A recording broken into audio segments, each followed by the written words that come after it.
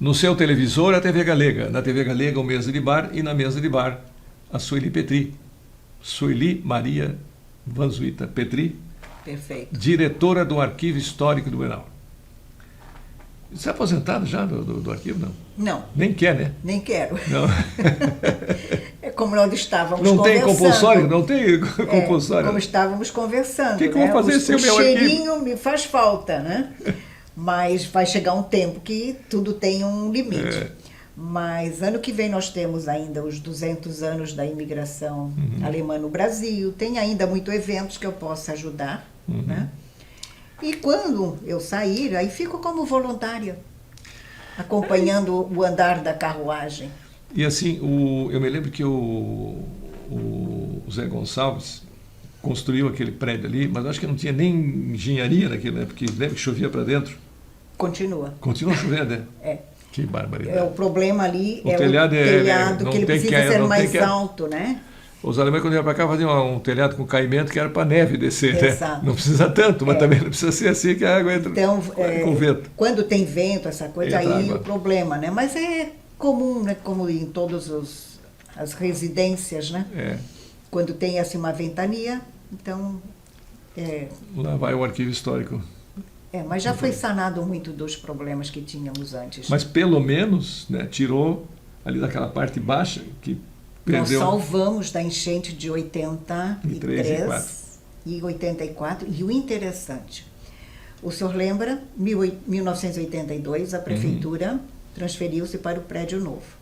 E aquele prédio ficou vazio.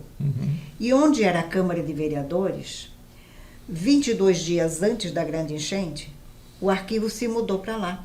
Nós nos transferimos. E por questão de 20 centímetros, nós não pegamos água lá. Pô, Enquanto que os nossos museus ficou com água 1,5 metro, né? Foi assim uma perda muito grande. E esse arquivo já vem assim de uma situação debilitada, fragilizada, porque houve aquele incêndio em 1958 que nós perdemos muito. Então todo esse trabalho ao longo desse tempo que lá estou, foi assim um trabalho de formiguinha, de ir nas casas, buscar. fazer com que as pessoas entendessem qual é o objetivo do arquivo. Hoje não precisa-se mais ir às casas, elas já nos vêm trazer imagem fotográfica, documentos, e hoje nós temos uma coleção enorme, que nós chamamos coleção Fundo Memória da Cidade, onde estão coleções de documentos dos mais diversos temas: família, ecologia, indústria, comércio, política, os mais diversos temas que são objetos de pesquisa. Isso é atípico nos arquivos, né, administrativos, porque isso ali foi uma criação que nós adotamos para poder montar esse arquivo. E uma situação bem interessante, que agora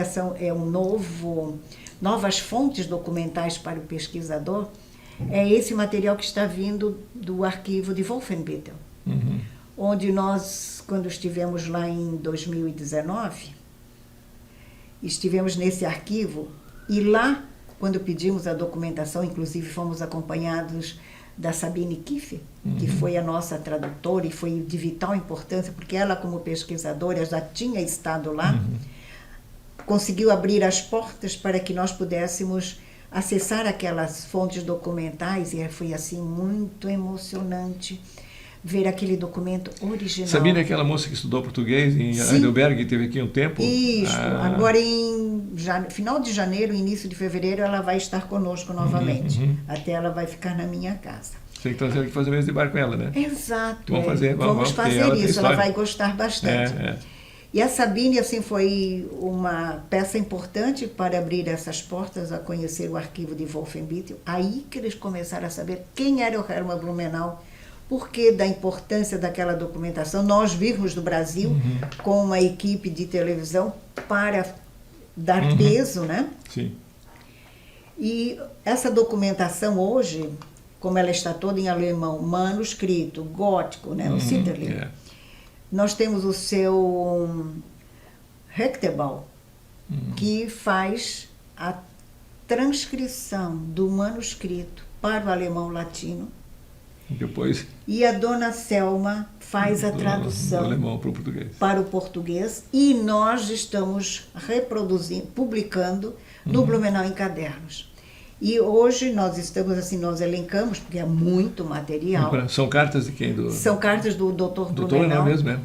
Ele com Capanema, com o Henrique Probst, com o Laleman. São vários, são mais de 4 mil Será que é verdade documentos. que uma vez aqui o pastor, nosso pastor aqui, encontrou lá no cofre, no material deles, uma carta do Dr. Blumenau para a mãe dele dizendo que tinha comprado 2 negros muito bom para o trabalho? Será que é verdade isso? Eu não encontrei em documentos assim, Nada assim. mas o que tem escrito, talvez tenha, no incêndio de 58 se perdeu, lá eu não achei. Nós temos cartas desde 1829, do Dr. Blumenau, quando ele foi para aquele pensionato. E ali se percebe assim, como foi sofrido para esse rapaz. Um menino de 10 anos. Natal ele pedia para o pai liberar ele para vir para casa. Não, você vai ter que ficar lá, você vai ter que estudar. E ele era um menino franzino, ali ele ficou doente, ficou surdo, tinha problemas de saúde. E a vida inteira ele foi um homem franzino. E a vida inteira ele reclamando do seu estado de saúde. Mas voltando a esse documento de Wolfenbüttel, nós no momento demos prioridade ao Blumenau pós saída da colônia. E ali está se revelando um doutor Blumenau muito preocupado com as suas terras, com os processos que ele estava sofrendo do Thielmann e também do Stutz, do Gustav Stutz. E aquela preocupação foi deixando ele tão enervado que ele vivia doente. E o Henrique Probst, que era o seu procurador, pedia que ele se pronunciasse a respeito, porque as pessoas queriam comprar terras. E ele não dava o seu parecer. Ele levou 3, 4 anos sem dar uma resposta. Então aí a gente percebe um Hermann diferente, que vale a pena ser lido e estudado. Né? É um material muito rico para os pesquisadores. Eu estava me lembrando que uma vez tinha aquela casa ali na esquina da Rua 15 com a 15 de novembro e a Itajaí. Morreu a dona, ela era sozinha. Sozinha, uma Aí eu senhora falei de com a idade, procuradora Cecília Lemke, né? porque a Sueli tinha feito uma arte. Para não dar autorização. Pulamos a janela, né? Nós pulamos a janela e achamos para os salvar documentos que daquela já tinha morador casa. de rua invadindo aqui, Isso. o também até fogo. É. Como a gente já fez loucuras, né? Então, Aí nós achamos a certidão da casa, da propriedade, era uma casa assinada de pelo comércio. Dr. Blumenau, né? Sim, e essa documentação está toda guardada lá Guardadinha, né? conosco. Eu lembro que a dona, a procuradora, né? Cecília, ela nos Promotora chamou, pública, ela nos chamou lá. O que tu andasse fazendo, menina? E eu muito temerosa do que eu tinha feito. Mas para mim, eu estava salvando algo que era da cidade, né? De consenso. E realmente foi. Está lá para pesquisa, está guardada. Então, e assim a gente salva tanta coisa. Eu acho que é o historiador, o pesquisador, o arquivista. Eu não sou historiador ainda, mas eu gosto muito de história. Né? E uma vez eu era presidente da fundação, apareceu lá uma mulher, porque eu sou bisneta que foi governador, era da Paraíba, mas foi governador aqui da província de Santa Catarina, que era o Antônio Moreira Sede, aquele bandidão que mandou matar gente. E ele que levou o Blumenau à categoria de município. E mas em que circunstâncias? E eu tenho o documento aqui, eu digo, senhora, deixa eu ver aqui. Peguei, ela me deu o documento, digo, vou fazer uma cópia para a senhora levar um xerox, e a senhora vai deixar esse documento aqui para o nosso arquivo histórico, porque isso é muito importante para nós aqui. Né? Quando a cidade virou cidade. Aí ele dei, né? São as histórias de Blumenau. E o interessante é que as pessoas, quando elas doam esses documentos, a preocupação, às vezes as condições desses documentos são as mais precárias, mas na cabeça dele aquilo virou ouro. Então é uma responsabilidade muito grande. Acredite ou não, nós tivemos assim as enchentes, essas coisas todas, essas intempéries. E tem pessoas que doaram há 20, 30 anos atrás E sabe que elas vêm procurar para ver se ainda está lá. Mas você sabe que eu fui para a Alemanha, aí tem um museu lá dedicado àquele um arquiteto que foi o responsável dos projetos daqueles grandes edifícios de Berlim, e que em Blumenau tinha no arquivo histórico 2 coleções completas dos projetos dele. E Blumenau doou uma para a Alemanha Oriental, porque que tempo era a Alemanha Oriental, era comunista, né? O seu Alfredo Willer era o interlocutor. O seu Wilhelm levou para eles. Aí eu fui visitar o museu, tem inúmeras obras dele, maquete, aquela coisa toda, e não via a coleção dos projetos, né?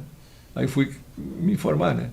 Ninguém conseguiu me dar uma resposta. Também já não tinha mais comunismo, tal. Na hora que caiu o comunismo, carregaram alguém e levou aquela uma coisa valiosíssima, né? É um troço, o valor. Hoje Blumenau tem. Nós temos, um livro grande, grosso, muito rico de informação. Nós temos lá, sim. Porque lá, quase todos aqueles grandes prédios bonitos que tem em Berlim, valiosos mesmo, tudo dele. Esqueci o nome dele agora, mas sabia até o nome. Do arquiteto. Enfim, nós vamos fazer uma pausa para rodarmos comerciais e já já a gente volta com o 4º e último bloco do nosso Mesa de Bar de hoje, que tem a participação da professora Sueli Petri. Aos comerciais.